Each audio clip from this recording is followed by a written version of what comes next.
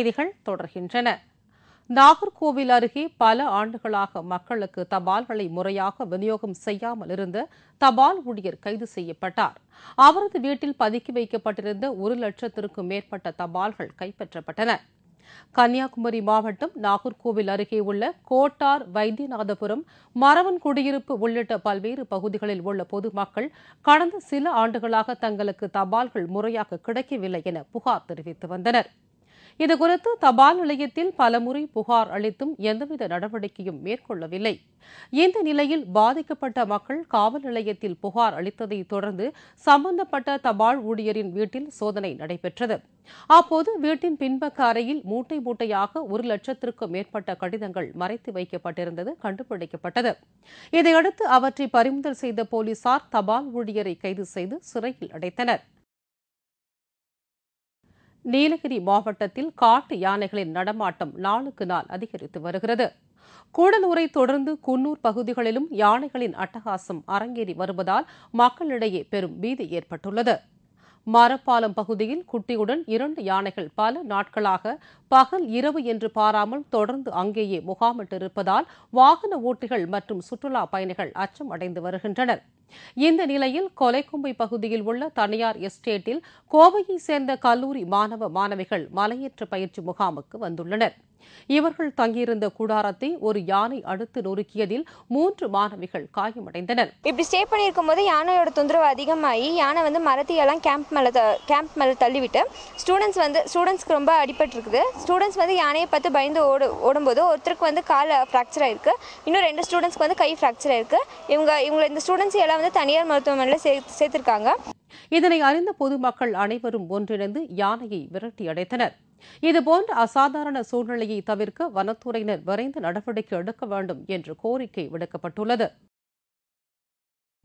சென்னை அடுத்த திருவொற்றியூரில் 157 கோடி ரூபாய் செலவில் அமைக்கப்பட்டு வரும் குடிநீர் தொட்டி மற்றும் பாதாள சாக்கடை திட்ட பணிகளை விரைந்து முடிக்க தமிழ்நாடு குடிநீர் வடிகால் வாரியம் உத்தரவிட்டுள்ளது.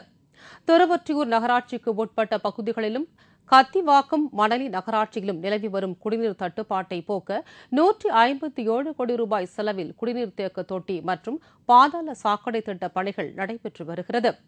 இந்த பணிகளை குடிநீர் வடிகால் வாரிய மேலாண் இயக்குநர் கோபால் நேரில் சென்று ஆய்வு செய்தார்.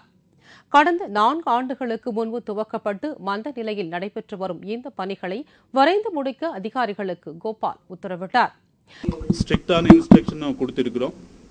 இன்னும் டிலே ஆயிடுச்சுன்னா அஃப்கோர்ஸ் இந்த பெனால்ட்டி இம்போஸ் பண்ண வேண்டிய சூழ்நிலை இருக்கும். இன்னும் சில 1 or 2 சில டெக்னிக்கல் சிக்கலும் நாங்கள் கண்டுபிடிச்சிட்டோம். ஸோ மேக்ஸிமம் இந்த பிரச்சனையை சால்வ் பண்ணுறதுக்கு எல்லா அதிகாரிகளுக்கும் இன்ஸ்ட்ரக்ஷன் கொடுத்துருக்கேன். இந்த ஆய்வின் போது சட்டமன்ற உறுப்பினர் குப்பன் மற்றும் நகராட்சி அதிகாரிகள் உடனிருந்தனர். உதகையில் முறையான ஆவணம் இல்லாமல் இயங்கி வந்த 2 பள்ளி பேருந்துகளை அதிகாரிகள் பறிமுதல் செய்தனர். நீலகிரி மாவட்டம் உதகை, குன்னூர், கூடலூர், கோத்தகிரி உள்ளிட்ட பகுதிகளில் சுமார் 2000க்கும் மேற்பட்ட பள்ளிகள் செயல்பட்டு வருகின்றன. மாணவர்களை அழைத்துச் சென்று வர 500க்கும் மேற்பட்ட பேருந்துகள் பள்ளியின் சார்பாக இயக்கப்பட்டு வருகின்றன.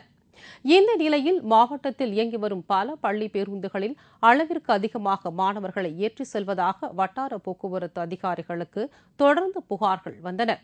இதையடுத்து வட்டார போக்குவரத்து அலுவலர் வெங்கடராமன் தலைமையில் 5 குழுக்கள் அமைத்து பள்ளி பேருந்துகள் சோதனையிடப்பட்டது. அப்போது பதிவு செய்து உரிமம் பெறாமல் இயக்கப்பட்டு வந்த 2 புதிய பள்ளி பேருந்துகள் கண்டுபிடிக்கப்பட்டு பறிமுதல் செய்யப்பட்டன. திருத்தணியில் நாளை நடைபெறவுள்ள ஆடி கிருத்திகை விழாவிற்கு தேவையான அடிப்படை வசதிகள் எதுவும் செய்யப்படவில்லை என்று தேமுதிக சட்டமன்ற உறுப்பினர் அருண் சுப்பிரமணியம் குற்றம் சாட்டியுள்ளார். முருகனின் 6 படை வீடுகளில் 5ஆம் படை வீடாக விளங்குகின்ற திருத்தணி சுப்பிரமணிய சுவாமி திருக்கோவிலில் ஆண்டுதோறும் ஆடி கிருத்திகை வெகு விமரிசையாக கொண்டாடப்படுவது வழக்கம். இந்த நிலையில் இந்த திருவிழாவிற்கு வருகை தரும் பல்லாயிரக்கணக்கான மக்களுக்கு தேவையான அடிப்படை வசதிகள் குறித்த ஆலோசனைக் கூட்டம் கடந்த வாரம் நடைபெற்றது. அக்கூட்டத்தில் கலந்து கொண்ட திருத்தணி தேமுதிக எம்எல்ஏ அருண் சுப்பிரமணியம் பொதுமக்களுக்கு தேவையான குடிநீர் வசதி, கழிவறை வசதிகள், கோவில் மற்றும் திருத்தணி நகராட்சி பகுதிகளின் தூய்மை மற்றும் தற்காலிக பேருந்து நிறுத்தங்கள் உள்ளிட்டவை அமைக்குமாறு வேண்டுகோள் விடுத்திருந்தார். ஆனால் நாளை நடைபெறவுள்ள திருவிழாவிற்கு தேவையான அடிப்படை வசதிகள் சரிவர செய்யப்பட்டதா என்று அருண் சுப்பிரமணியம் திடீர் ஆய்வு நடத்தியதில் போதுமான வசதிகள் செய்யப்படாததால் கோவில் நிர்வாகத்தினர் இப்பணிகளில் எந்தவித ஆர்வமும் காட்டவில்லை என்று குற்றம் சாட்டினார். இதனிடையே அரியலூர் மாவட்ட தேமுதிகவின் சார்பில் கழக நிர்வாகிகளின் ஆலோசனைக் கூட்டம் மாவட்ட செயலாளர் ராமு ஜெயவேல் தலைமையில் நடைபெற்றது. இந்த கூட்டத்தில் மாநில பேரவை செயலாளர் எம் சவுந்தரபாண்டியன் உட்பட பலர் கலந்து கொண்டனர். ராஜஸ்தான் மாநிலம் ஜெய்ப்பூரில் நடந்த பஞ்சமி பண்டிகையில் இந்து பக்தர்கள் பாம்புகளுக்கு பால் வார்த்து வழிபட்டனர். ஜாதகத்தில் உள்ள நட்சத்திரங்கள் எதிர்மறையான விளைவில் இருந்தால் அவர்கள் பாம்புக்கு பால் வார்த்து அவைகளை காட்டுக்குள் விட்டால் நல்லது என்பது ராஜஸ்தான் இந்துக்களின் ஐதீகம். பாம்பு சிவனின் கழுத்தில் இருப்பதால் அதனை பார்ப்பது சிறப்பானது என்கிறார்கள். आज पंचमी का दिन है, साल भर में एक त्योहार आता है सर, तो इसीलिए इसको भी आज़ाद भी कराते हैं लोग बाग जंगल में। हम तो महीने 1.25 महीने की मियाद रखते हैं, उसी आधार पे छोड़ते हैं। इससे पहले आज़ाद कराते उनको पुण्य अच्छा होता है। साल भर में एक त्योहार आता है ये नाग पांचमी। இதற்காக ஜெய்ப்பூர் நகர் தெருக்களில் இந்து பக்தர்கள் ஏராளமானோர் கையில் பால் மற்றும் மலர்களுடன் திரண்டனர். பாம்புக்கு பால் வார்த்து மலர் தூவி வழிபட்டு காட்டுக்குள் அவைகளை கொண்டு சென்றுவிட்டனர். அரசு கேபிள் டிவி ஒளிப்பதிவாளர்களின் ஆலோசனைக் கூட்டம் சிதம்பரத்தில் நடைபெற்றது. அரசு கேபிள் டிவி கார்ப்பரேஷன் மூலமாக டிஜிட்டல் முறையில் செட்டாப் பாக்ஸ் மூலமாக டிவி இணைப்பு வழங்கப்பட வேண்டும் என்பது உள்ளிட்ட பல்வேறு கோரிக்கைகளை வலியுறுத்தினர். அரசு கேபிள் டிவி கார்ப்பரேஷன் மூலமாக இந்த கடலூர் ஆபரேட்டர்லாம் கேட்கறது என்னன்னா, எந்த விதமான இடைத்தரகர்களும் இல்லாமல் ஒவ்வொரு கேபிள் டிவி ஆபரேட்டருக்கும் நேரடியாக அரசு கேபிள் டிவி மூலமாக இணைப்பு வழங்க வேண்டும்.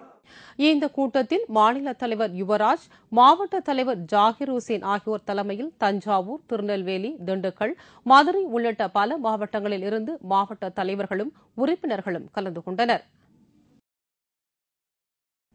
கன்னியாகுமரியில் தொடர் திருட்டு சம்பவங்களில் ஈடுபட்ட 2 கொள்ளையர்களை போலீசார் கைது செய்து அவர்களிடமிருந்த 10 லட்சம் மதிப்பிலான தங்க நகைகள் மற்றும் வாகனங்களை பறிமுதல் செய்தனர்.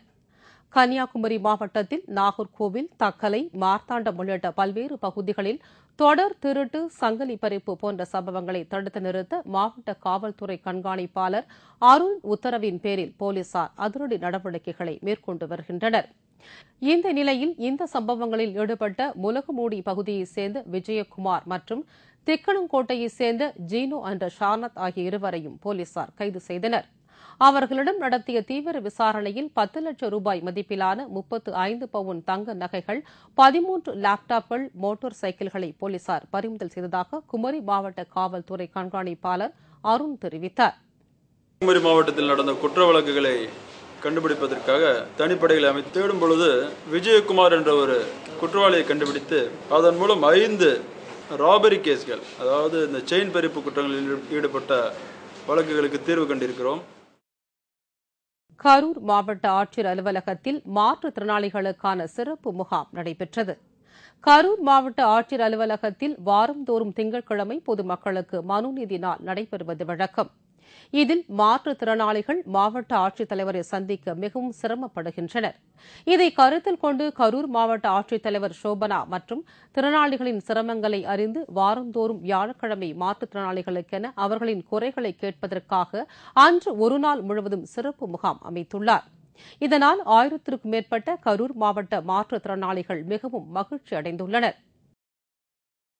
திருப்பூர் மாவட்டம் வடத்துக்குளம் தொகுதிக்கு உட்பட்ட திருமூர்த்தி அணையின் நீர்மட்டம் உயர்ந்து வருகிறது. மேற்கு தொடர்ச்சி மலைப்பகுதியில் பருவமழை பெய்து வருவதால் அணைக்கு காண்டூர் கால்வாய் மற்றும் பஞ்சலிங்க அருவி வழியாக நீர்வரத்து கொண்டிருக்கிறது. இதனால் அணையின் நீர்மட்டம் வெகுவாக உயர்ந்து வருகிறது. இதனால் விவசாயிகள் மற்றும் சுற்றுலா பயணிகள் பெரும் மகிழ்ச்சி அடைந்துள்ளனர். கருப்பு பணத்தை மீட்க கோரியும் லோக்பால் மசோதாவை நிறைவேற்ற வலியுறுத்தியும் கம்யூனிஸ்ட் கட்சியின் சார்பில் நெல்லையில் தர்ணா போராட்டம் நடைபெற்றது.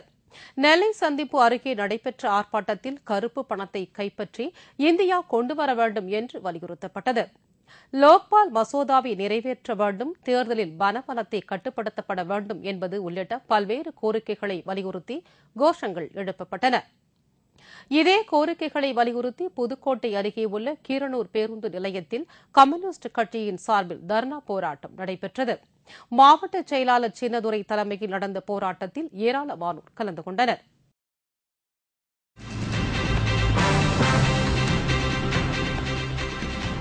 பிரான்சில் அமைக்கப்பட்டுள்ள செயற்கை கடற்கரை மக்கள் உற்சாகம்.